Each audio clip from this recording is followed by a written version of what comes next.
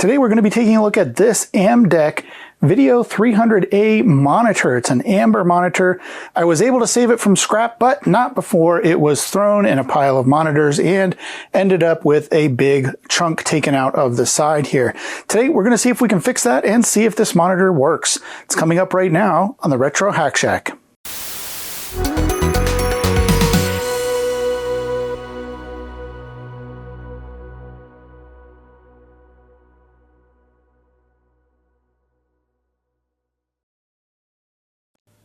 Well, hey there everybody, my name's Aaron. Welcome back to the channel, and thanks to all my patrons and YouTube members that support the channel. Your help really does make a difference. And today, like I said, we're going to be taking a look at this Amdek monitor. I'm not exactly sure what year this is from, but I do want to take a closer look at it, and so let's do that right now. All right, so here is the Amdek monitor. You can see over here the logo, the Amdek logo, famously a maker of early monitors for a lot of different systems, kind of a generic monitor manufacturer, and they made a ton of them. And it's a pretty simple affair on this thing on the front. Like I said, you've got the logo over here, you've got a power on and brightness knob over here, and then you've got a contrast knob down here. And these are turned all the way up, both of them. So that's not a good sign. It might mean that somebody was in here before and the monitor wasn't very bright. Maybe it's got some burn in. Who knows? We'll find out in a little bit. This particular monitor was sold with a screen over the CRT. Maybe you can hear this as I run my fingernail across it. I don't know if you could hear that or not, but it has this like anti-glare screen, and it's literally like a nylon plastic mesh that goes over the front of the CRT. And if this gets dirty behind the mesh here, that can be a real pain to clean. You can take it out. You have to take the whole CRT out from the case of the monitor here, and then you can get that screen out. And I think I have an example of what that looks like right over here. Yeah, here we go. Here's another version of this. I believe this was sold with a K-Pro, and it just went across the screen. It's about the same size, a little bit smaller, of course, because the K-Pro had a smaller, I believe it was like a 9-inch monitor inside of it. And so, but same principle. It has this kind of a mesh fabric there, and you can go in and take something very similar to this out that's hidden behind the bezel right there and get to the glass if you find that the screen is too dark for you. But it is kind of a pain to do. On the back here, not much going on. I mean, we've got the composite video in. This was obviously made to go with an Apple II. In fact, I think I've got an ad I can pop up here that I showed on the last video that actually shows this specific monitor paired with an Apple II in a business environment. Other than that, we've just got the requisite labels on the back here. There's not a month and year. Almost always on these old monitors, there's the month and year of manufacture, but not in this case. And then there are a couple of controls, or 4 of them actually, down here. We've got one for vertical hold, vertical linearity, vertical center, I think, and then horizontal hold over here on this side. So maybe this is vertical size, actually. My eyes are playing tricks on me. Now, one of the things I want to try my hand at repairing today is this gaping hole here. Apparently, when I picked this up at eWaste, the guy that usually saves this stuff for us said that some of the younger guys had picked this up and kind of thrown it in the pile of CRTs that they always have and broke this piece before he could get a hold of it and save it for us. So unless that piece fell inside, then we're going to have to figure out a way to patch this and repair it and maybe paint it to kind of make it whole again, because I really don't want it to sit around with this big gaping hole. So that'll be a fun experiment. I've never actually fixed a hole quite like this. I've patched up other plastic parts in the past, but nothing quite like this corner hole here. All right, I've got the monitor plugged in and I've got it connected to my video tester here. So let's go ahead and turn it on. Now, like I said, these pots were turned all the way up. I'm going to turn them down to about half just in case. The last thing I want is to have a really bright line, vertical or horizontal line in one place. That could burn into the tube very, very quickly. So let's go ahead and turn this on and see what we get. Well, we've got an amber light coming on there. Let's see if it warms up a little bit here. All right, well, it is on. I do feel a little bit of static. Let's go ahead and turn up the brightness and contrast. Okay, so there is something there. Look at that amber screen. So that's brightness and contrast turned all the way up. Let's just go ahead. Oh, yeah, I mean, I don't know. We'll have to see. That's not too bad, I guess. That's a full white raster there. It looks like the size might need to be turned up a little bit. I'll have to get a screwdriver to do that, but there's the H pattern. Let me zoom in so you can see the H pattern, because I know it's kind of hard when I'm zoomed out like this. There we go. Hopefully you can see that a little bit better. That's the black H on the white background. I say white, but it would be white normally, but since it's an amber phosphor, it's amber. Let's just go do the reverse of that. This is the black background with the white H, or amber H in this case. So actually, it's not looking too bad. There's our pattern. You can definitely see that the vertical needs to be adjusted. That's way out of whack. This should be all the way at the top of the screen up here. This should be down here at the bottom. So we definitely need to adjust that. Okay, I've got my non-conductive tool in here. It took me a while to find the pot, but I think I've got it now. Let's see if we can tweak this. Oh yeah, there we go. That should be right up to basically the top and bottom of the tube. So that's about, let's see what our grid pattern looks like now. Oh yeah, you can see those lines go right up to the top, right down to the bottom, left, right. That looks really good. And you know what? Now that it's sitting here and warming up, this is actually looking quite decent. I am not upset with this at all. If I was sitting in front of this looks plenty bright. Now everything's turned up, unfortunately.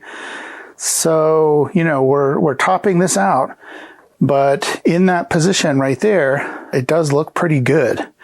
So it is usable without too much that we need to do with it. That checkerboard pattern is looking better now, a little bit brighter. There's the half intensity one. So yeah, this is looking much, much better than it was earlier on. Now, I am noticing this last bar, it's kind of hard for me to see anyway. And now that this is on, kind of seeing some scratches on the screen. So we'll have to see. I might end up taking that out in the end after this video is over. But for now, I think we're looking pretty good. You know, it's too bad this monitor wasn't just a bit more flexible. If it was, maybe it wouldn't have cracked. And speaking of flexible, that reminds me of today's sponsor, PCBWay. You know PCBWay for their low-cost, high-quality prototype PCBs and so many other services that they offer. But for the month of September, they're offering a few special deals I want to tell you about. First is their flexible, get it, flexible TPU filament that they're offering great prices on, and the more you buy, the more discount you get, up to 80% off your order when you use TPU flexible filament. The other offer for the month of September is free purple PCB solder mask. That's right, you heard me correctly, free purple PCB solder mask. This is something that you normally would have to pay for, but for the month of September, they're offering it at no extra cost. So be sure to choose purple PCBs if that interests you. And I thank PCBWay for sponsoring this video. All right, well, we have a really cool working amber monitor. So what do we do next? Well, first of all, this thing is really dirty. I mean, it needs a good clean. I don't think any of this is anything serious beyond surface dirt, so that should come clean pretty easily with some Windex. However, we still have this hole over here. So what I'm going to do next is take this thing apart, and if we get really, really lucky, perhaps this thing fell or got knocked in just the right way that the plastic actually broke off and went inside. If that's the case, it'll be a lot easier to fix. So next step, take it apart. All right, the cover is loose, not too difficult to take apart, and comes right off. Unlike the Apple Monitor 2 that I worked on last week, it does not have that funky plug that forces you to disconnect from the inside and feed it out, and kind of a pain in the butt because the case is hanging on while you're doing all that. No, it just comes right off. Ha ha! And I see what we're looking for in here. I don't think there's anything dangerous on this side of the monitor, and I got lucky. Ding, ding, ding, ding, ding, ding, ding. Winner, winner, chicken dinner. So whatever hit this thing caused this piece not just to break and fly off, but it actually caused it to break and go inside the case. That is the best result we could have asked for. And again, in case you didn't see the last video, just like any of these old monitors, when you've used them recently, it's always a good idea to make sure that the CRT is discharged. And this tool here is a great way to do that. So I'm going to stick this under the cap here at a distance and make contact with that anode underneath there. And as suspected, yeah, there's absolutely no charge left in this thing, but better safe than sorry. And the thing that is really impressing me right now is how clean this is. There is not, well, I was going to say there's not a speck of dust. There is a tiny, tiny bit, but nowhere near the amount of that little soot that kind of builds up on the top of the CRT or around the CRT over time. None of that, absolutely at all. There's hardly any dust buildup on the inside of this monitor. I'm going to do a quick look for leaky caps, but we know the monitor works. So I'm just going to take a quick look for that. Otherwise, I mean, this thing is spotless inside. I don't see any dust on the motherboard at all. So this thing is low hour for sure. I thought it was going to be high hour, but it's low hour and it's in fantastic shape internally. Okay, I've gone over this with a fine-tooth comb, or at least with my camera on my phone, and I can't find anything wrong with this on the inside. It looks like it's almost never been used. That can't be possible, but there's nothing, no dust, no nothing. Even the shine on the connector back here for the composite input looks like it doesn't have any scratches on it or anything. So not sure why this is so low hour. I did not expect it to be, but this has been used very, very infrequently. So the next thing I need to do is go ahead and glue this piece back in that we found inside. And if you've never done this before, most of the time these plastics from the 80s were ABS plastic. That's what they used a lot of.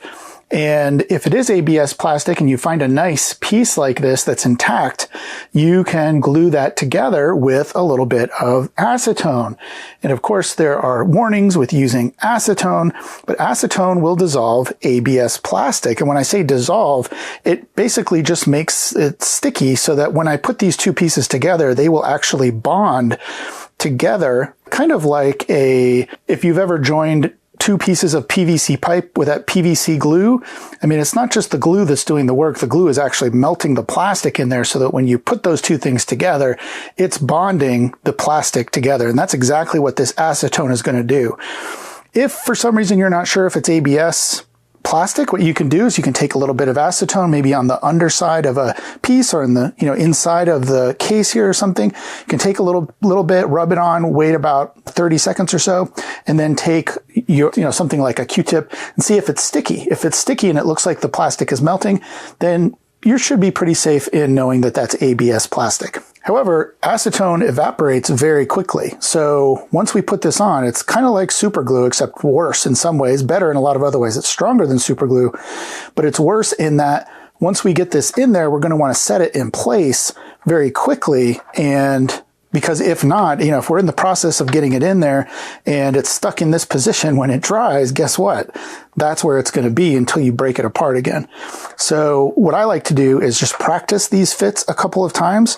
I know, for example, on this piece that it broke in such a way that the angle here on this side is an angle that's like this. And then the angle on this side is the opposite way, like this. So I know that I have to put this edge in to kind of tilt that in first. And then I can get the bottom edge in nice and tight. I'll put a little bit on this and a little bit on this piece here. We'll put it together. Here we go. Okay, I've got it in there and I'm just kind of putting some pressure on it for a few seconds just to make sure that any pressure that I'm applying on the sides of the case here or anything doesn't cause it to pop off. So I'm just going to hold it like that, and we should be good to let it dry now for, I don't know. I'll probably let it dry for about 20 minutes or so, and that should be plenty. Okay, so here we are. It's a little over 20 minutes later. In fact, it's quite a bit more than that because I got distracted.